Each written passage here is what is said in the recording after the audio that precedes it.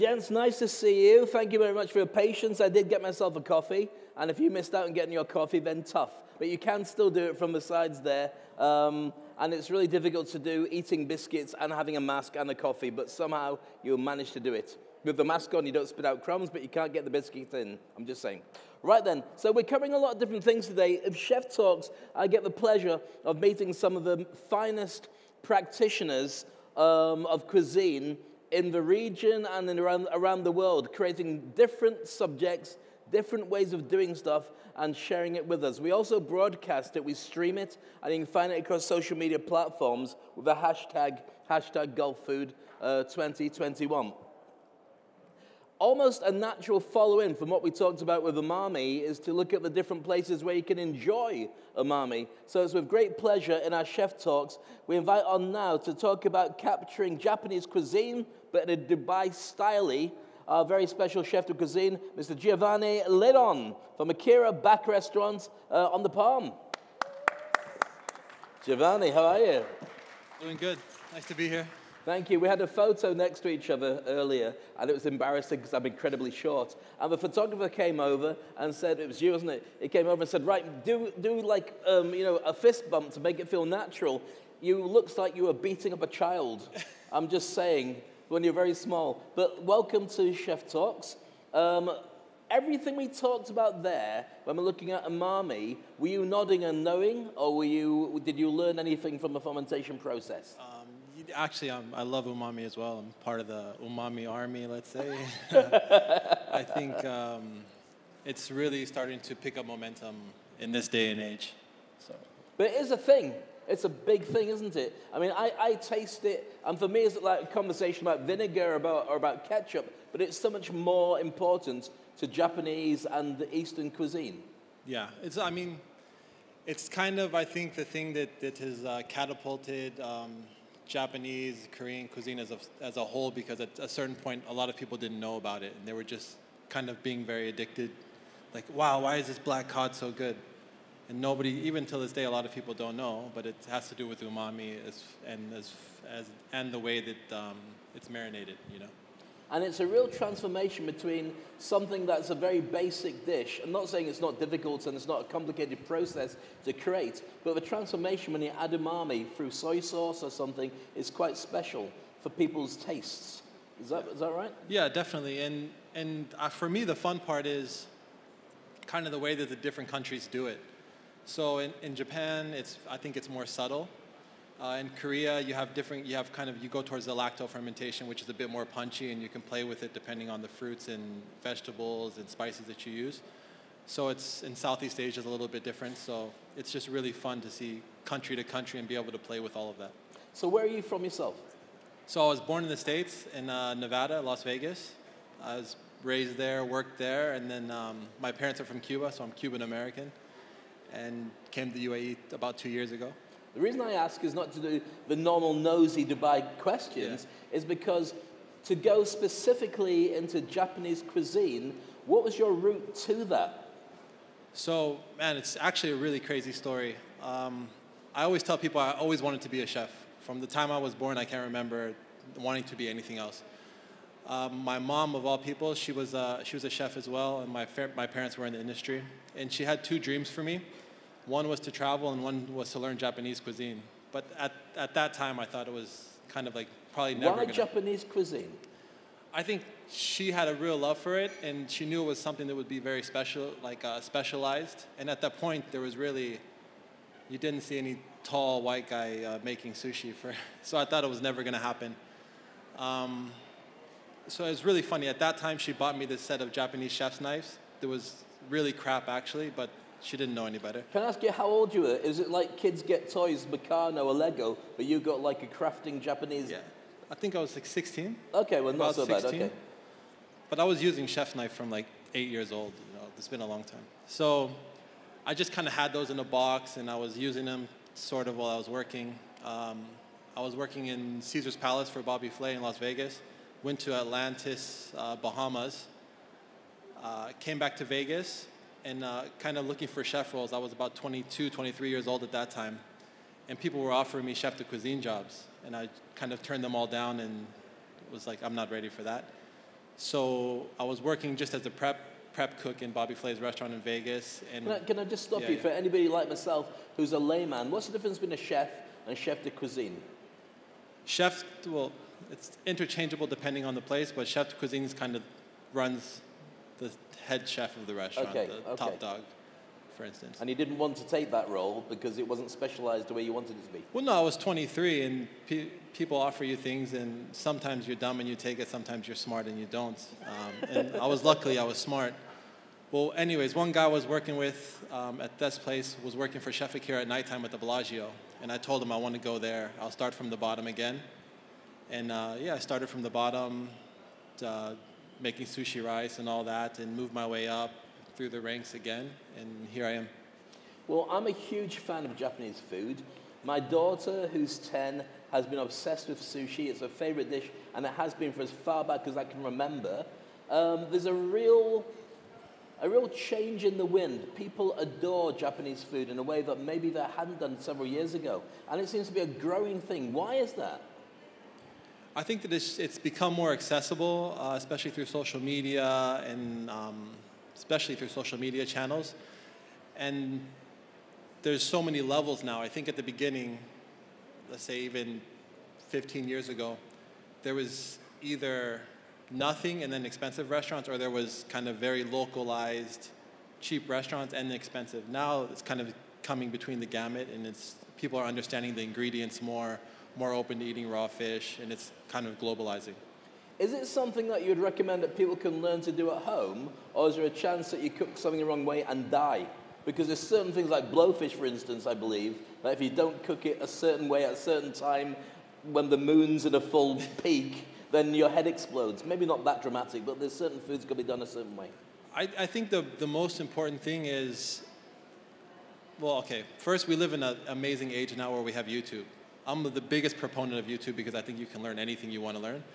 And if you have good quality fish that we can find very easily in Dubai, good quality ingredients, we have great Asian shops here in Dubai as well, I think you can do it at home.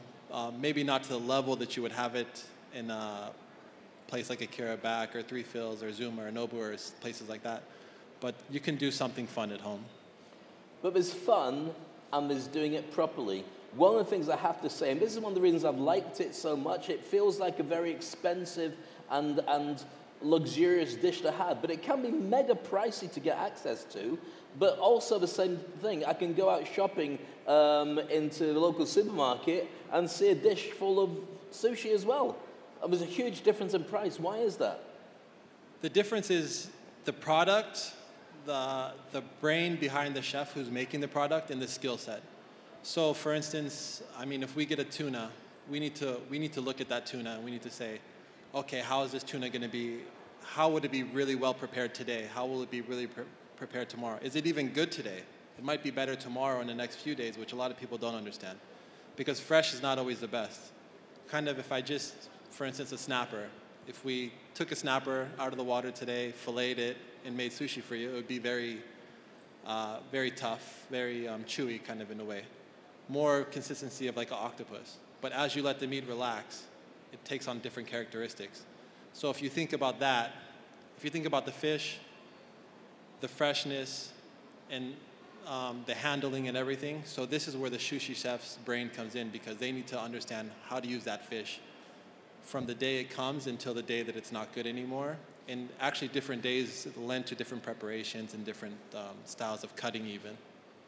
So the level of understanding is different in the preparation, and that's why, for instance, if I was to get it from a supermarket, the odds are they're going, we got fish, chop it up, put it out there, but everyone will buy it, whereas in your place, you've got a completely different spin on the relationship that you'd create for that fish with the customer. That's the way it works. Definitely, definitely. So I'm fascinated to find out, and by the way, we're going to be open to questions from the audience as well, because I'm sure they're fascinated too. Your journey and your experience of going into what may have been, I don't know if this is true or not, but certainly when it comes to a lot of Japanese culture, it is kind of a bit of a closed shop. How was it for you to find your way in and position yourself as you have done as an expert in creating sushi and Japanese food? So, like I said, I got lucky. I feel that I got lucky that even when I went for the interview it's called the Yellowtail, the restaurant in Vegas, the chef was looking at my CV and he was looking at me and he's like, you know, you're going to be on the line and we're really busy and blah, blah, blah. And I said, yeah, no problem. Was he a Japanese chef? He was actually Indonesian. Chef Akira is Korean. And then I trained with a Japanese chef to do sushi. And kind of getting in, it was like being a baby again. It was like my first cooking job. I didn't know what to do. I didn't know how to move because it's a different kind of movement. When you're in kind of European or Western kitchen, it's a certain movement. When you're in Japanese kitchen, it's a different movement. What does that mean? You look like you're dancing now, but I don't know what movement means. So basically, you're like dancing, I don't know, to hip hop, and then you're trying to like learn salsa. It's two different movements, you know? Okay. So you're talking about the preparation is done a certain flow. And preparation, the way you move, the way you hold the knife, the way you cut, the way you think, everything is different. So you had to adapt to a Japanese traditional style. Is that what happened to be able to do it? I mean, if you didn't do it that way, would the end result be that different? Definitely.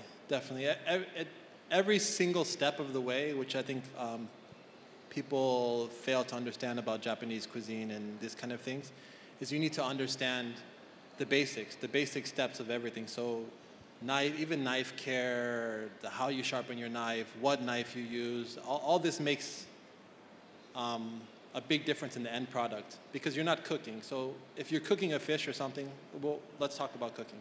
If you're cooking, it's going to tense up, right, as it cooks. So you can kind of mess up a bit when you fillet the fish or something because it'll all come back together to a certain extent. With sashimi, you're only doing damage. From the time you first put your knife in the fish, you're doing damage to the product. So you're trying to inflict the least amount of damage and touch it the least amount of times. To the dead fish?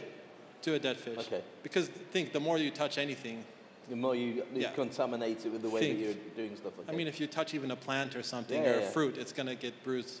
Yeah. So it's the same idea, but you're not cooking it, so you need to kind of touch it the least amount as possible before it gets to the guest's mouth. That's incredible. So with that whole experience, what I want to look now at is it's fascinating your journey into Japanese food, but you have a Dubai style of doing it. Now, Dubai is brilliant at taking lots of stuff from all around the world and creating something that is of a quality as good as anywhere around the world, but something like Dubai's way of doing it. For instance, we don't say just like that, we say same. Yeah. Because that makes sense for living here and all the other terms that get used. Why is Japanese Dubai style different from Japanese style? So I think if we're just saying like Japanese, for instance, in Japan, if you make sushi, you make sushi only. Like nigiri. If you make sashimi, you have like a sashimi restaurant. If you make yakitori, you only do yaki. You know, it's beautiful. They live their whole life to perfect one certain kind of part of it. Now Dubai is more mainstream and we get to play around and there's cultures from everywhere. So kind of coming from Vegas, I always say it's one of the best places to learn because we're really busy and we have the budget to really play around with expensive products or things that not everybody could get. Yeah. But what I loved about Dubai when I came here was the dining culture in Dubai is amazing. People really go out to have dinner, they enjoy their dinner, and they enjoy flavor here. So kind of menu engineering. Just to dial you back slightly, why is that different from what you'd get in Vegas? Because Vegas is seen as the party, in many cases, culture, good and bad capitals of the world. Exactly. Why is Dubai different? Because Dubai is, there's a lot of parallels. We've got lots of fountains everywhere, just like they had in Vegas and so on. So what is it that's different? You said it yourself, because you said the first word was party, right? Right. Exactly. So in Vegas, we do have nice restaurants. We have Michelin star chefs. We have a lot of the same things Dubai has. But the idea is the party afterwards. So yes, you're there to have fun, live lavish life. You have nice dinner, but it's always like fast, transient. Like boom, boom, boom, boom, boom. Like we're trying to get to this point. The dinner's in the middle of that point for most of the time. In Dubai, dinner is the point most of the time. Sometimes, there's partying. At the moment, not, but it's more of a dining culture, I feel like, here. So what we're talking about, the difference between two places is for instance, Vegas, you're going to visit, whereas Dubai, most of the people you get actually live here. Even though you get a lot of tourists going through, it's going to be a different experience. With that, when you're looking at putting together your menu, do you have to make it a more Dubai general menu, or can you just make it very specific for what people would expect from a Japanese restaurant? I think, so we're lucky that we have a few restaurants around the world, so I have a lot of different ideas to play with. Okay. And I have been kind of tailoring the menu since we opened, and I feel personally that Dubai is open to more flavorful, more punchy flavors. So I push more kind of playing with the basis of Japanese, Korean flavors, because Chef Akira is from Korea, so I love that lacto fermentation, those punchy flavors, the kimchis, and then the playfulness of kind of American classics and mix it all in together. Have you been to Japan to cook for them, and what was the response when you went over with your specialized way of doing it? So I haven't been to Japan yet, but I went to Korea twice. Okay. And had a really funny experience on both occasions. So it's always like this. The first day we show up in the kitchen, nobody wants to help us. And this is, I mean, the first time was the 2012 World Gourmet Summit, Michelin star chefs from all over the world. First day, nobody helps. Second day, I was filleting a fish or something, and I started slicing at a table that was like literally down here. So well, to you, everything's like that. yeah, so I couldn't see. I was just had my head down, and when I lifted my head up, there was like 20 people around, and they were telling Chef Akira, they're like, we didn't think a tall white guy could cut fish like that. Wow. So it was like, it's really funny every time, and then after the second day, everybody helps us, and we can be a bit lazier. We have 20 helpers to do every little thing, but it's really fun to go there and learn and experience different culture. So do you feel yourself that you have to prove that you can do it as well as everybody else when you're taking on the culture in the kitchen of something that isn't traditionally represented by somebody like yourself? You have to prove and work harder on it.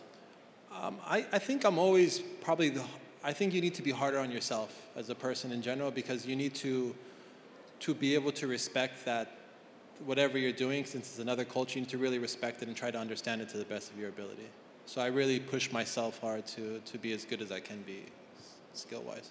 Excellent. One of the things I love about the change in the world, there's a lot through being in lockdown that's not great, but one thing I love about ordering sushi and so on, because my wife and my daughter are obsessed with it, I like it, but not as much as them, is the way that special packaging does come, and it has to be, more so than any other dish, packed in ice, delivered from everywhere to make sure it stays at the right kind of temperature for that whole experience to work.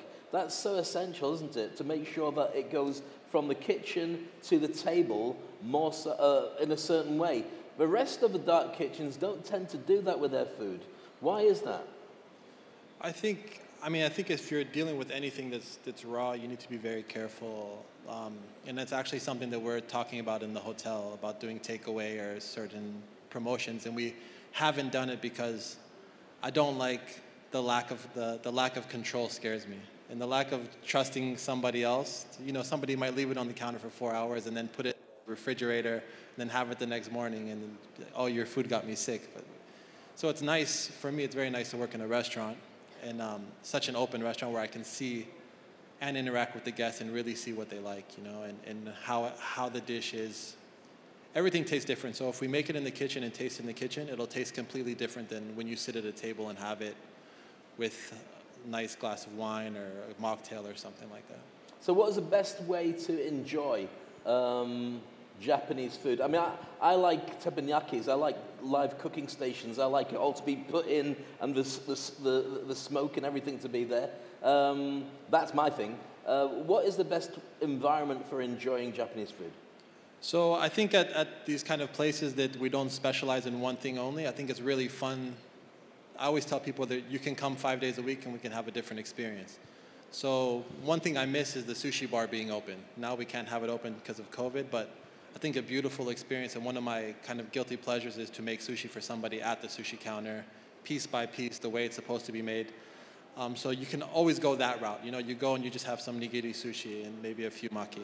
Or you can go, you know, the cooked route. You can go robata route. Or you can just kind of have a little bit of everything, which is, it's really nice to be able to do all these things.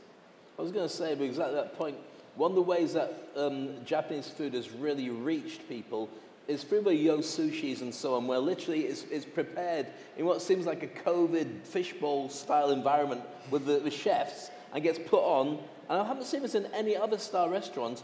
Travels around, people pick off the dish. That's almost perfect for a COVID world, isn't it? Yeah, yeah. No, it's actually way before its time, and I think it'll probably be implemented more very soon in a fine dining way. I think I saw something about robots just the other day, and it makes not robots for service, but if there's a way that you can minimize the impact on people, it could work out really well.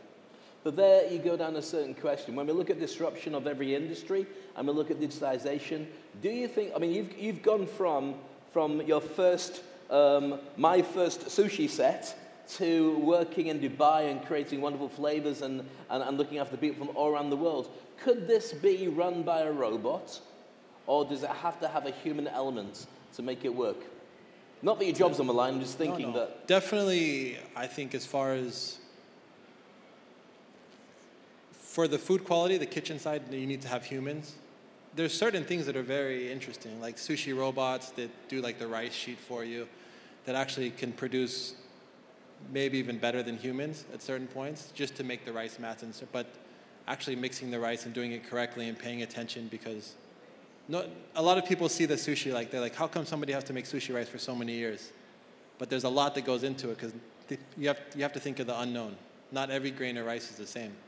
Not every grain of rice was harvested on this exact day and this exact temperature. So this is why when you hear about sushi so chefs... you can tell the difference between grains of rice. That is a really sort of way of thinking, to be honest with you. Well, yeah. Well, if you think, okay, let's say you put 1 cup of sushi rice and 1 cup of rice, 1 cup of water. If you do it with 10 different bags of rice, it'll be different. Right. So you need the human element to understand, okay, maybe this was harvested 6 months ago, but this was harvested 2 months ago. This is where the skill comes in. Fantastic. So what we're saying is, despite what might be happening in lots of other industries, you're going to be safe in your job for the time being, at least. For a little while. So where do you see, I mean, we're going to open it up for one last question, because we're running out of time with this, unfortunately. Do you have a question from the audience? We're very polite. We're just engrossed and writing down notes and learning everything, which is fantastic. Any questions from the audience? No? In that case, I get to ask another one, which is, where do you see the future going of this? We've already talked about the automation and the robotics may be an element, but it still needs to have humans involved. Do you see more crossovers with Japanese food? Do you see it become more mainstream? Or do you think there's always going to be that element where it is kind of exotic for most people? I think Japanese cuisine is very mainstream already. I think Korean cuisine has been coming up. And I think it's going to be one of the next big things, just because of the flavors. It pairs well with a lot of different kind of foods. So I think it'll be probably the next big trend, which has already started. And are you an expert in Korean cooking as well as Japanese? No, I say I'm an expert in nothing. If you ask me, I tell you I don't know anything. Well, I love them both. My first love was Japanese. When I went to Korea, I really fell in love with Korean food. Just it lends more to the kind of food that I like. So I really like, of course, ethnically Cuban food. I love all food, but I really like Mexican food, South American. So that kind of poppiness of sour and sweet, spicy, it was really fun for me. Excellent. Well, when you do open up that restaurant with Korean food, I'd be very interested to go to that as well. Meanwhile, just one last question. How are you finding it? Because with Japanese cuisine, with the exception of maybe the sushi bar, it is very much a very individual experience of like you're in your own little world. The way the tables are set out, it's really meant for having your social group, whether it's in sunken tables or whatever, to be like that. Now that's always lent itself to be quite an expensive process because you can't jam in tables. So has it made a lot of difference to your restaurant to have the new distancing, or are you challenged with it economically, same as everybody else? So I was just speaking to somebody else about this. We're very lucky in our restaurant. So I have a very long restaurant that used to give me a bit of grief because half of it is glass, half of it is not glass. And right. But now we actually have almost the same amount of seats as pre-COVID. It just really spread out, and actually more people have a better view now than before. So it worked out okay. We've been pretty busy. And do you find that you've got the same amount of people coming through, or even more, who want to enjoy? Because I mean, the thing about it is Japanese dining is an experience From the minute you walk in to the drinks are different, the food's different, but it's really an experience. So it lends itself to the direction that you can't order it at home and have the same as you would have in a restaurant. Do you find that the numbers are still up, or do you find they got better, or is it still a challenge to bring it back to the way it was before? No, I mean, thank God our numbers are the same or even a bit better since we came back from lockdown. So I'm just really happy at the moment. It's been picking up organically very well. So yeah, it's good. Wonderful, another success story. It's been a pleasure chatting to you about one of my favorite dishes on the planet, and my family will be jealous even talking about it. Thanks for sharing it, and thanks for coming on to Chef Talk. Thank you so much. Put your hands together, Giovanni LEDON. Thank you. Brilliant, thank you.